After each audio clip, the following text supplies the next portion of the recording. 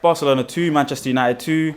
A very, very interesting game, DJ. I mean, the first half was kind of sketchy. Both sides had something to say in the first half, and then the second half played out as it did, and ends up in a draw. Thoughts on the game?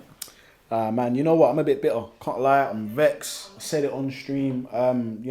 Ten Hag's got me in the new mentality. Good isn't good enough. 2-2 on the flip side, when you really look at it, it is a good result. But I think the game was there for the taking. Barcelona, for me, didn't threaten too much. They are a good team. They're always going to have their chances. But I think we nullified them for a lot of the game. And again, at 2-1, you're thinking, we can go on and win this game. The confidence is there, the belief is there, and then we let them into the game with a stupid mistake. I think that's where my bitterness comes from. So 2-2, yeah, okay, it's a good result, but I don't think it's good enough in my opinion. So the stupid mistakes, against Leeds, early silly mistakes as well, and pressure on the ball. The defensive line, speak to me about that partnership between Varane and Luke Shaw, and were they at fault for any of these mistakes? Yeah, so Varane and Shaw, for me, have covered themselves in a lot of glory. Especially Luke Shaw, he is literally having this dual career. He has the left back career and now he's got the left centre back career. And I think he's done such a fantastic job slotting in as a left centre back, keeping the likes of Lindelof and Maguire out of the team. I really believe him and Varane, they've created a very good partnership in the wake of Martinez not playing. And I think there is a lot of depth there. There is a lot of depth there. And I think today, I don't think they were at fault for any of Barca's goals. I think, the Rafinha one, it is a weird one. When it's put into a dangerous area like that, all it takes is for someone to react and then it could go into the back of the net. We was unlucky with that. And yeah, as I said, the second goal, that's what really upset me. That was just down to error. That, as well as just not being as efficient on the ball as possible. Just tell me about is this us progressing as a side, or are we regressing a little bit in terms of us being composed at key moments? He was very passionate on the watch along today. Yeah, I think it's a mentality issue. I think when you go 2-1 up against European giants, you need to be able to see out the next 10 to 15 minutes is always crucial after a goal goes in, and you need to be able to maintain and control a game. And I know that's what Ten Hag is looking for. We just wasn't able to do that today. It is a good test in a sense of we're going up against Barcelona, who have a very star-studded squad. They have a very good players.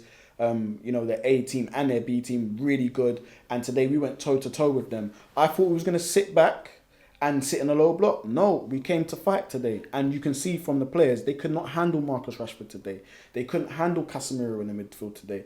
And it just goes to show you how far Ten Hag has brought this team. Weghorst today, what do you think of his performance? I mean, it didn't score today, but had a chance. But overall, what was your thoughts on his performance? Hey, listen, at the end of the day, he's a limited player. But today, I think he did well in what he was tasked to do. That number 10 position, weirdly enough, he's starting to make a claim there because it does alleviate a lot of pressure. He's good at sort of holding up the ball in those key areas. And as you can see from his passing, he can thread the ball actually through the lines quite well as well. So it's a good option to have. It's a good sort of dynamic to have when we're going up against other teams. I thought we had a good game. Sancho, the player that you was watching today, yep.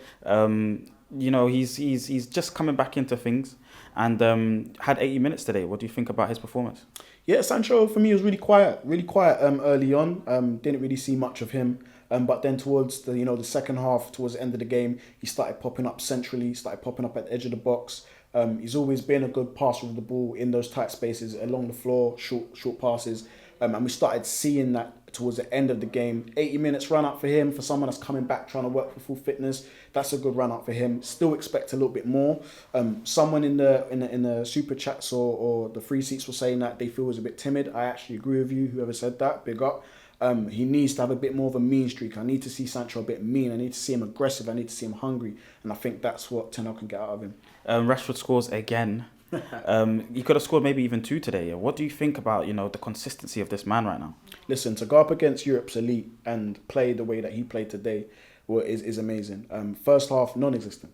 There was no Marcus Rashford on the field in the first half. But second half, you can see the quality coming through. Obviously, Ten Hag's got in his ear, had a word with him, and he's one of the most electrifying players in the Premier League, in world football at this moment in time. I think he's on 21 goals in all comps. Only Haaland and a few others are above him with 32. Haaland's obviously a cyborg, you know that. But again, Marcus Rashford, amazing performance today, and he's going to go on and get more goals. Just quickly then, on Ten Hag, you know, you said that he got into Rashford's ear, but what about the whole team as a whole? I mean, the structure has been really good. The way that we set up, like you said, it was anticipating a different style of football today, but it was completely different. We was in their faces. What do you think about how Ten Hag's really set up this side right now? You can definitely see differences from what Ten Hag's doing to what was here before.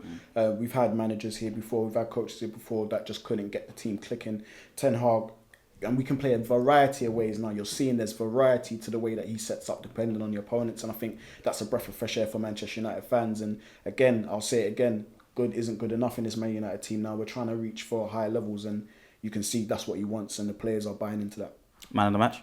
Man of the match for me is Rafael Varane. He is, you know, he's used to these games. Barcelona fans and players probably hate him. But again, you need those type of players on these big European nights. It's not the European, it's not the European competition we want to be in, but we might as well go for it. Might as well win it.